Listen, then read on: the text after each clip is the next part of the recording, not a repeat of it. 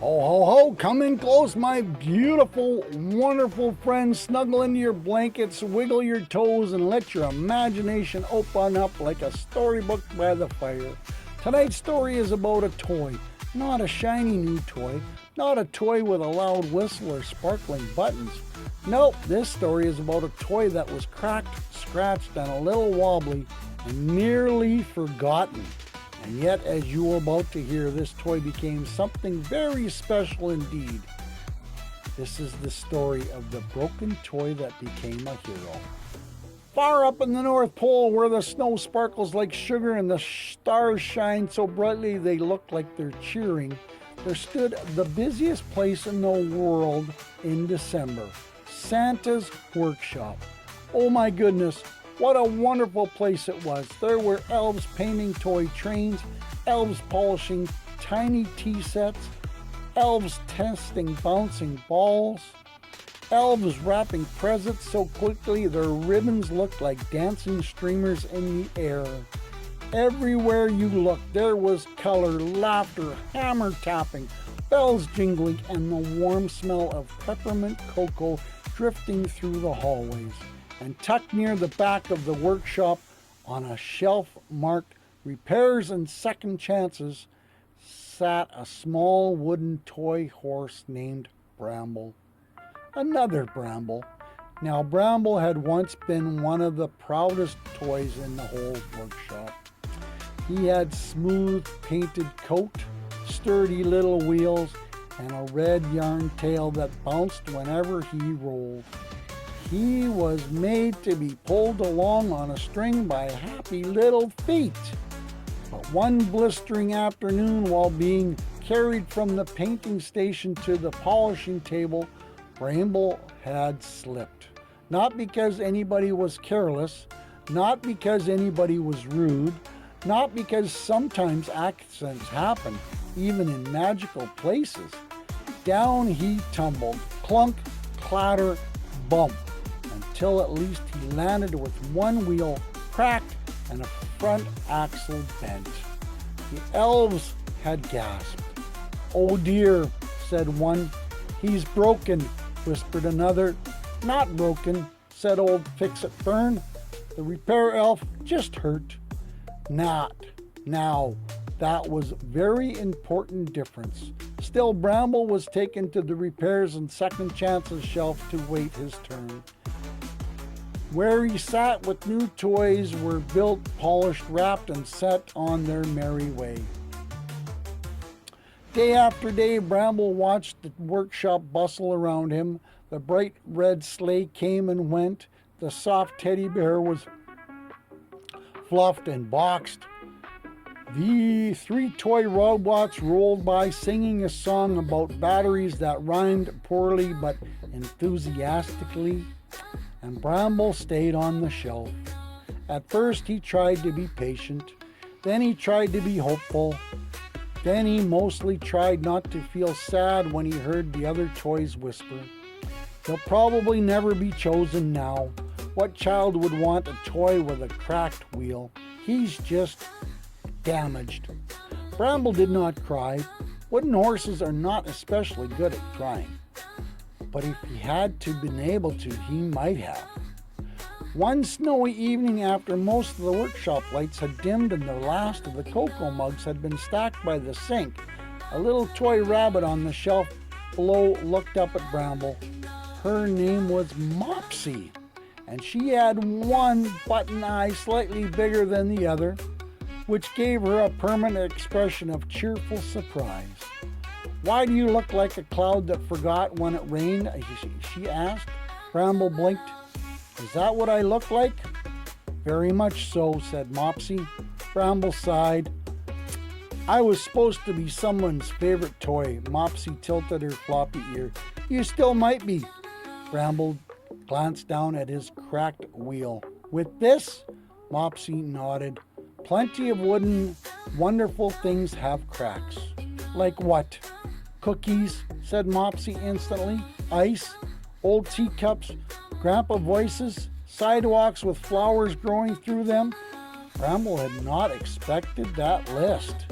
I'm not sure I wanted to be compared to cracked ice. Well, said Mopsy, I thought the cookie example would cheer you first. Bramble almost laughed. Almost. Now, the next morning brought exciting news. Santa himself was coming through the workshop for final Christmas inspections. Whenever Santa did inspections, every elf stood a little taller, every bow got tied a little straighter, and even the toy train seemed to whistle more proudly. Fix-It Fern bustled over to the repairs and second chances shelf, carrying her tiny toolbox. All right, my dears, she said warmly, today is your day. Let's see what we can mend. One by one, Fern worked carefully. She stitched the seam on a claw doll. She polished a tin airplane. She reset the spring in a music box. And then she came to Bramble. Well now, she murmured, lifting gently. You've waited kindly. Bramble tried not to sound too hopeful. Can I be fixed? Fern peered closely at his wheel and axle. Yes, she said, though not perfectly. Bramble's little wooden heart sank. Fern smiled gently. Perfect is highly overrated. She sat him on the workbench and got to work. Tap here, tighten there, a little sanding, a little glue, a brass brace around the cracked wheel, a firm little twist to straighten the axle. At last, Fern set Bramble down and gave him a gentle push. He rolled, not exactly like new, but smoothly, steadily, proudly. Bramble gasped, I can move. Fern winked, told you. Bramble looked down at the small brass band around his wheel. I still don't look like the others.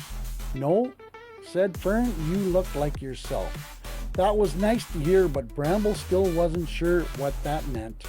Soon Santa came through the workshop in all his bright red cheer, with his glasses low on his nose and his eyes twinkling like happy lanterns.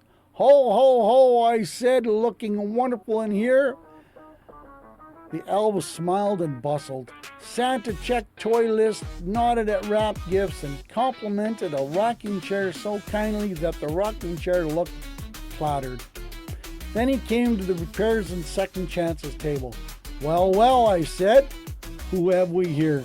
Fix-It Fern lifted Bramble.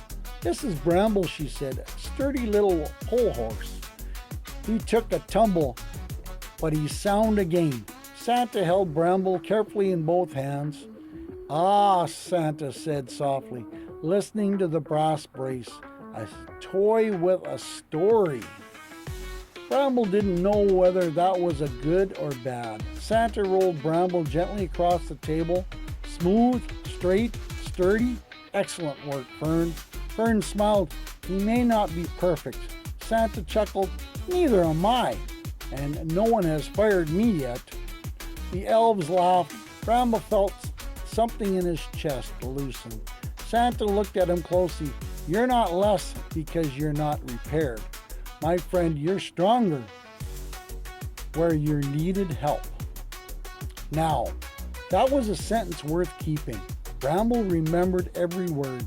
Later that day, all the chosen toys were packed carefully into Santa's sleigh. Dolls and trains and puzzles and bells and stuffed animals and blocks, and neatly stacked and labeled. And yes, Bramble was chosen too.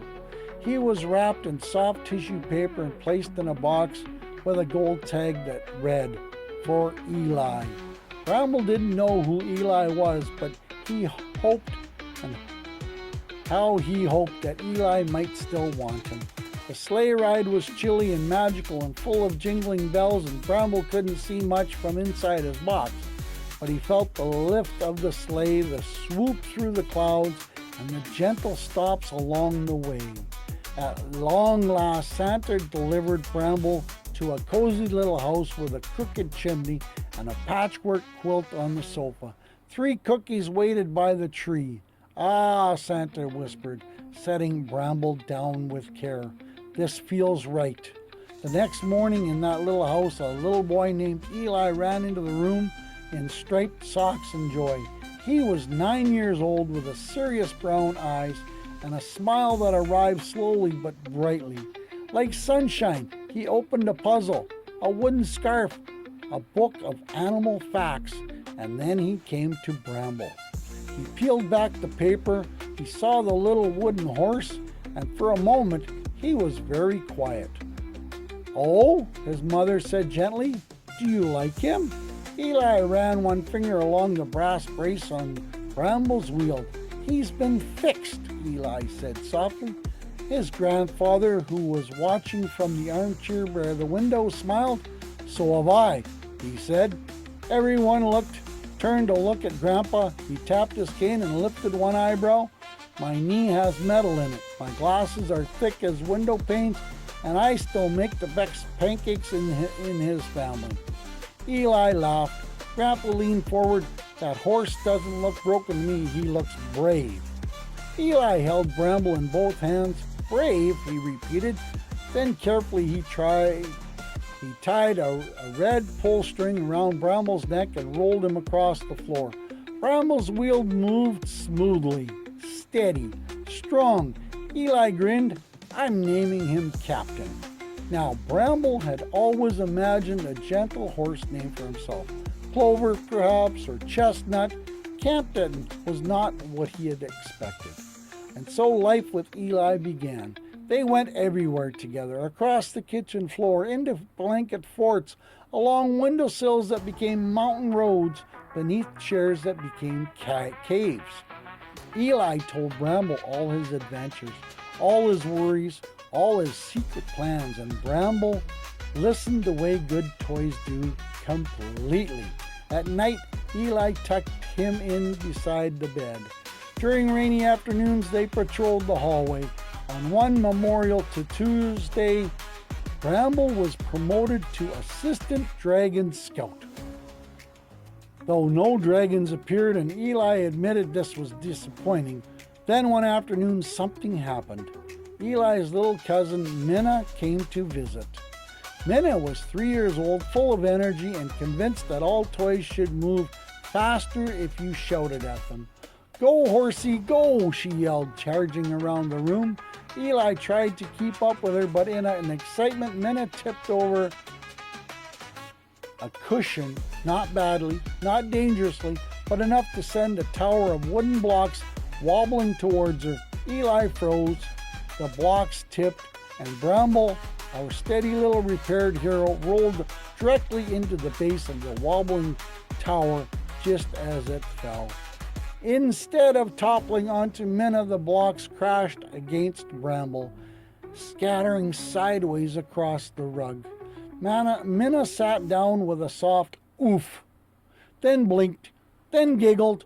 "Horsey saved me!" Eli's eyes were wide. He scooped Bramble up at once. One of Bramble's new brass screws had popped loose. His repaired wheel wobbled again. "Oh no," Eli whispered. Grandpa came over, checked Minna, who was completely fine and now trying to stack the blocks again out of order, then looked at Bramble. "Well now," Grandpa said, "that toy really is a captain." Eli held Bramble close. "He helped." "Yes," said Grandpa, "he did." That evening, Eli sat at the kitchen table while Grandpa brought a little repair kit. "Can we fix him?" Eli said. Grandpa said, "Of course we can." Together they worked carefully, tightening the tiny screw. A bit of glue, small polish on the brass brace. When they were all done, Bramble looked as sturdy as ever. Eli stroked his mane. "You're my hero," he whispered. "Now, my dear friends, if a wooden toy horse could blush, Bramble would have turned bright red from nose to tail. Because all his life in the workshop he had feared about being repaired made him less special. But here, in a house full of warmth and pancakes and striped socks and dragon scouts and cousins who shouted at toys, being repaired had helped him make exactly who he needed to be. Strong where it mattered, steady when it counted, and from that day on, whenever Eli introduced Bramble to anyone, he didn't just say, "This is my old rocking horse." He said, "This is Captain. He's brave. Ho, ho, ho." And if you ever find a toy with scratches, a patch, a missing bit of paint, or a place where someone cared enough to mend it? Remember, Bramble, because sometimes the things that look a little broken on the outside turn out to be the strongest hearts of all. Here's the moral of the story. Being perfect doesn't make us less valuable. Sometimes the places where we have been helped, repaired, and made stronger because of the very places that prepare us to help others. Bramble learned that a second chance is not something to be ashamed of. It can become a source of courage, purpose, and kindness. Wow, boys and girls, mums and dads. Isn't that awesome? Wasn't that a great story? I hope you like it. I hope you share it. Share it with your friends. And then come back again tomorrow for another wonderful story time by Santa. Santa Papa John. Ho, ho, ho.